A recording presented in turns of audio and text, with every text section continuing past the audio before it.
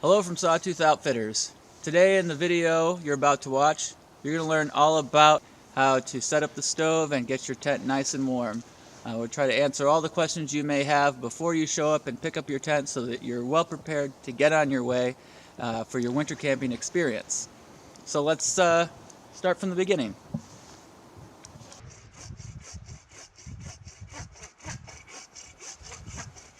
An essential component when you're already out is to have the right tools to get your fire for your stove. Even the best stove will not work adequately if you don't have the right fuel. So to gather that fuel, we recommend that you bring nippers, some sort of hatchet or axe, and a lightweight folding saw. This folding saw is just going to demonstrate, packs really efficiently, but it also unfolds to be a very efficient tool. This is particular saw we carry in the shop. It's made in Ely, Minnesota, Bob Dustrud's folding saw. The blade is compatible with anything you can need to buy at a hardware store, and you can basically use it to cut through pretty beefy logs, and then use your axe to split them into smaller sections, and you can use the nippers to get your pieces of small kindling to get your fire started. Easy as pie. We like this saw because there's no parts to lose, like wing nuts and hardware. Just all goes together in one piece, very easily comes apart and folds up to a compact size. So these are the tools you'll need. So now that you have your tent all set up, it's really nice. You can kind of shift your focus to the inside of the tent, out of the wind, and start working on your heat source, which is your stove. You got to do a little bit of prep work, especially if you're working with a deep snow base. So what I've done is I've leveled out here a spot for our stove. Helps to use the snowshoes, which if you don't have your own pair, you can rent or buy at the Outfitters. And once you have that leveled out, you lay your hearth down, which will be the base for your stove.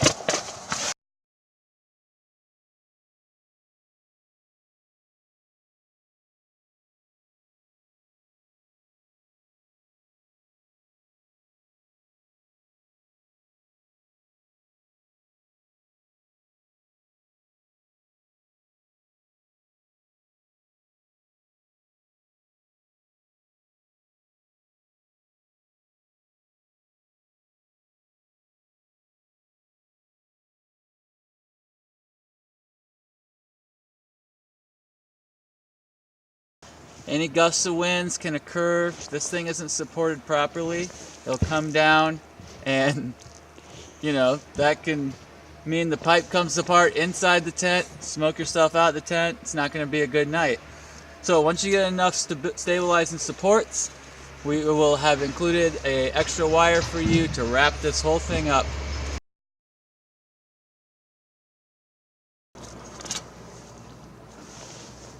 So you want to have your fire completely constructed inside of the stove with your kindling, with enough on reserve to feed that fire until it's burning on its own. Once you've got it all constructed, no matter what fire source you're using, you can simply start her up.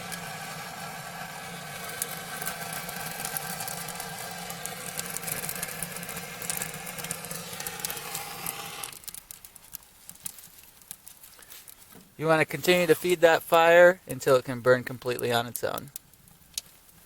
So we've got our fire started. You notice there's, at this moment, a lot of sort of smokiness in the tent. Now, don't be worried about that. That's only because this is a new stove and we're breaking it in, so that's to be expected.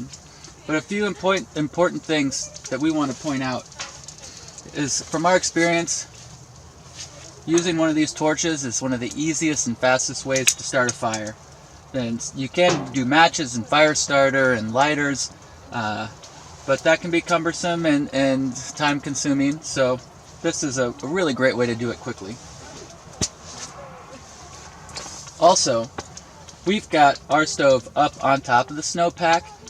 One of the most effective ways to do this, especially if you're going to be base camping for a longer period of time, is to dig all the way down to the ground. And that way, as your stove heats up, it'll melt the snow below it. So in this case, this stove will keep sinking. So it's best just from the get-go, dig it down and start right there. If you are going to set the stove up like we have on top of the snowpack, within the legs of the stove here, you can run long pine boughs or thick logs that are narrow enough to slide through here that will extend the stability of the stove out beyond where the heat will melt. And that way it'll help promote the stability of the stove so it won't shift as that heat melts the snow below. The reflector, which is placed underneath the stove and hooked into the legs, will also help reflect a significant amount of that heat back up into the tent instead of getting diffused down into the snow. It's a great way to improve the efficiency of the system. Finally, you're going to be dealing with a lot of moisture. It's winter, you got the heat, so in order to maximize efficiency, you can stack your logs and your wood around the stove so that they can begin to evaporate any moisture that's built up inside of them, get them as dry as possible so when it's their turn to go in the stove, they're ready to go. In this sort of weather in the winter, it's all about being efficient. Finally, we've got these fireproof gloves. These gloves are great if you have to get in here and handle the stove, adjust this stovepipe. If you got smoke coming out through any cracks or it's shifted in the wind, it's the safest way to protect yourself. Finally, we have the damper here, which controls airflow through the stove. You're going to be adjusting that as well. That's going to help slow or speed up the pace of the combustion that's going on inside the stove. You also have a damper on the face, open and close, depending on how efficient you want the stove to work. Also, if you really just want to get the fire going, you can have the door open as a way of increasing the amount of oxygen that's flowing through the stove. With all that handling, again, fireproof gloves are going to be a really helpful way to stay safe. Last thing you want is a burn when you're in the backcountry.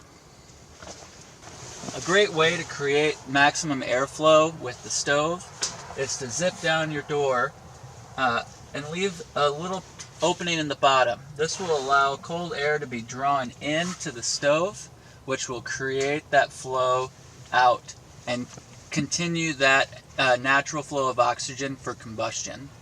So you can always set this up so that you're still trapping a lot of your heat in, but you're allowing some flow to come into the tent. Now, if you're overheating the tent, or if you find that you need ventilation, if maybe you've gotten a little smoky, we've got this flaps on both sides, easy to open to allow for flow. You can do it in or out, depending on what you need. But if you need to tie it off, you can draw it together and use the strings to close it up. So you have one on either end of the tent. Don't forget you can use them.